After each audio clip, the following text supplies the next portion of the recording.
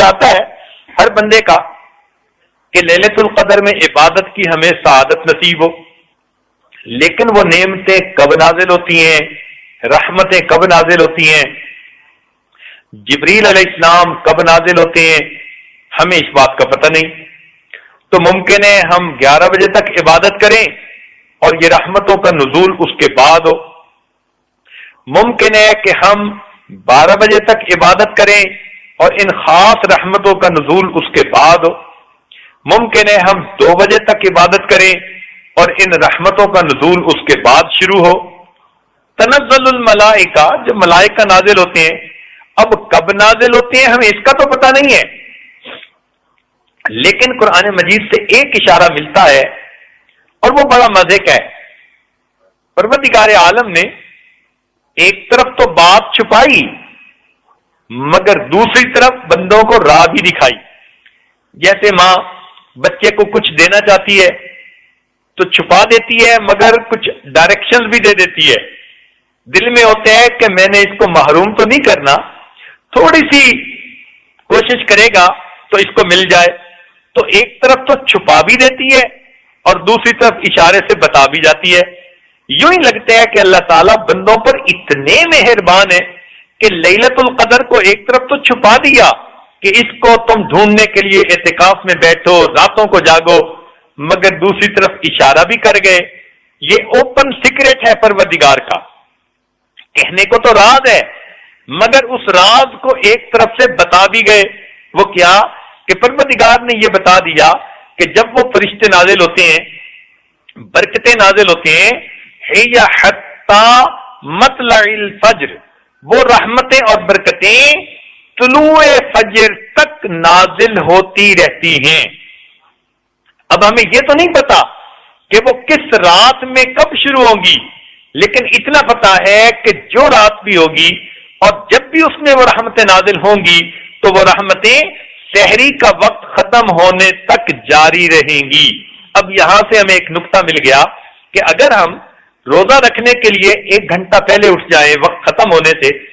اور اس میں ہم آدھا گھنٹہ اپنے روزہ رکھنے میں لگا لیں،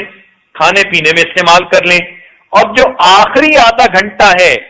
اگر ہم اس کو اللہ تعالیٰ کی عبادت میں، تلاوت میں، ذکر میں اور دعائیں مانگنے میں لگا دیں،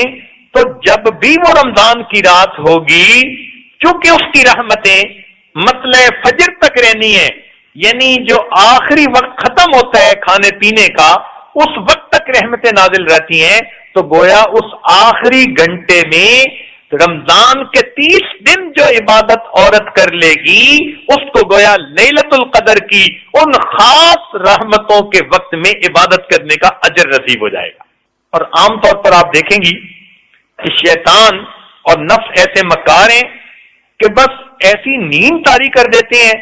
مردوں کو کہیں گی بھی صحیح عورتیں اٹھیں، اچھا اٹھتا ہوں، اور کوئی آدھا گھنٹہ پہلے اٹھے گا، کوئی 15 منٹ پہلے اٹھے گا، کوئی 10 منٹ پہلے اٹھے گا اور پانی کا گھونٹ پی کے کہہ لے گا چلو روزہ رکھ لیا۔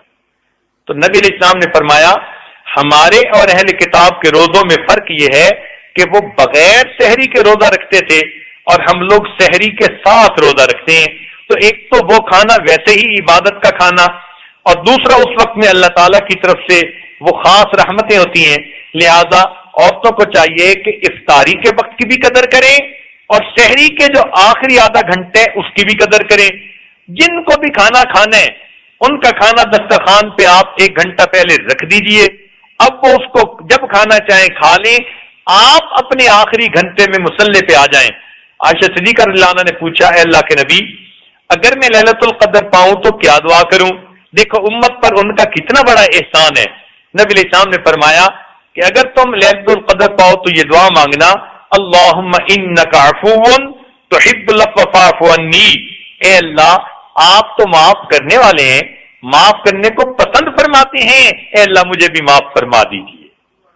تو یہ اتنی پیاری دعا ہے کہ آپ اس کو کم از کم جو ہے کئی مرتبہ اس وقت میں مانگ سکتی ہیں۔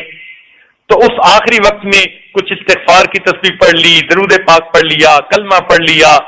اور لا الہ الا انت سبحانک انی کنت من الظالمین چند مرتبہ یہ پڑھ لیا اور یہ دعا مانگ لی، اور اس کے بعد ویسے بیٹھ کر اللہ سے دعائیں مانگی، تو یہ روزانہ کا